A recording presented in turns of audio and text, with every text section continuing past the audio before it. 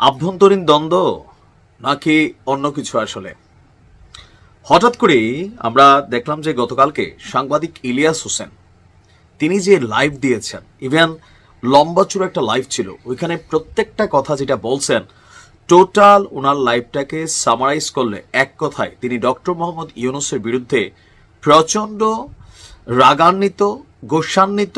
Even হঠাৎ করে ওনার যে অবস্থান, যদি ওনার গতকালকে লাইভের কথাগুলো ওনার যতটুকু বুঝতে পারছি, যে নির্বাচনের পক্ষে বিএনপির যে আন্দোলন, সে আন্দোলনকে কোথাও না কোথাও মৌন সমর্থন বা গৌণ সমর্থন যেটি বলেন তিনি সেটি দিয়ে বসছে।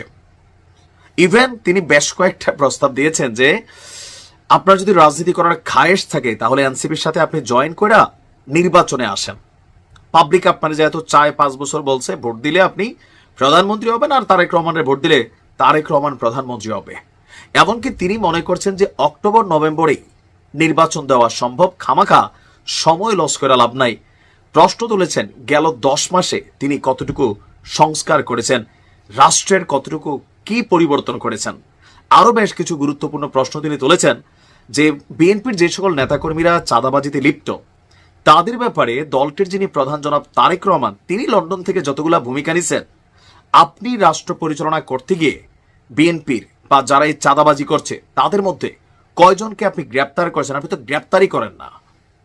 প্রশ্ন তুলেছেন যে এনসিপির মধ্যে কি বা এই বর্তমান সরকারের মধ্যে কি দুর্নীতি, লুটপাট নাই? আছে। এখন প্রশ্ন হচ্ছে হঠাৎ করেই সাংবাদিক ইলিয়াসের এই ভূমিকার কারণ কি? আমার কাছে যেটা মনে হয়েছে যে সম্ভবত ইন্টারনালি ওনাদের মধ্যে কোনো ঝামেলা দেখা দিছে।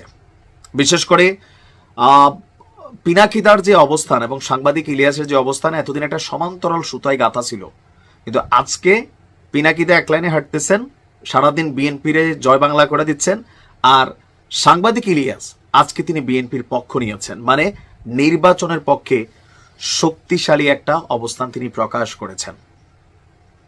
তিনি মনে করেন যে এই সরকার টোটালি ব্যর্থ, গত 10 মাসে রাষ্ট্রের তেমন কোনো কিছু হয় নাই, সুতরাং আগামী 10 মাস বা 12 মাস সময়টা যেটা তারা থাকতে চাচ্ছেন, ওই সময়টার মধ্যে রাষ্ট্রের কি এমন কল্যাণ হয়ে যাবে। ইভেন তার উপদেষ্টা পরিষদ নিয়েও তিনি কথা বলেছেন।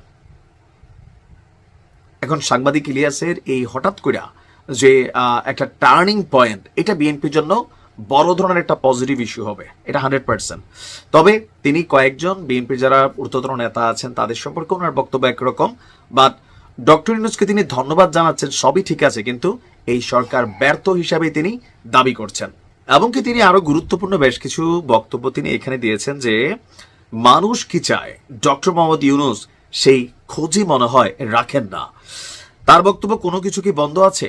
বিএনপি ক্ষমতায় থাকলে সব দোষ যদি বিএনপি সরকারের ঘাড়ে পড়ে, তবে এখন যা হচ্ছে তার দায় ডক্টর ইউনূসকে নিতে হবে। আপনি বন্ধ করতে পারেন নাই কেন এই দুর্নীতিগুলো? 111 সরকারও আপনার চেয়ে অনেক দুর্বল ছিল। বাংলাদেশের ইতিহাসে এই সরকারের মতন এত শক্তিশালী সরকার কোনোদিন আসে নাই। তো এর পরেও আপনি এর বিরুদ্ধে কি ব্যবস্থা নিয়েছেন? আপনি বন্ধ করতে পারেন নাই, এর দায় আপনি নেবেন না?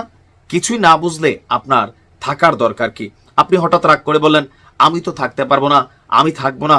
গার্লফ্রেন্ডের সাথে মান অভিমানের বিষয় না তো এটা দেশ চালানোর বিষয়। এতগুলো স্টুডেন্ট মারা গেল, এতগুলো সাধারণ মানুষ মারা গেল, এই ছাত্রদের জীবন নিরাপত্তা ঝুঁকির মধ্যে আপনি ফেলে চলে যাবেন?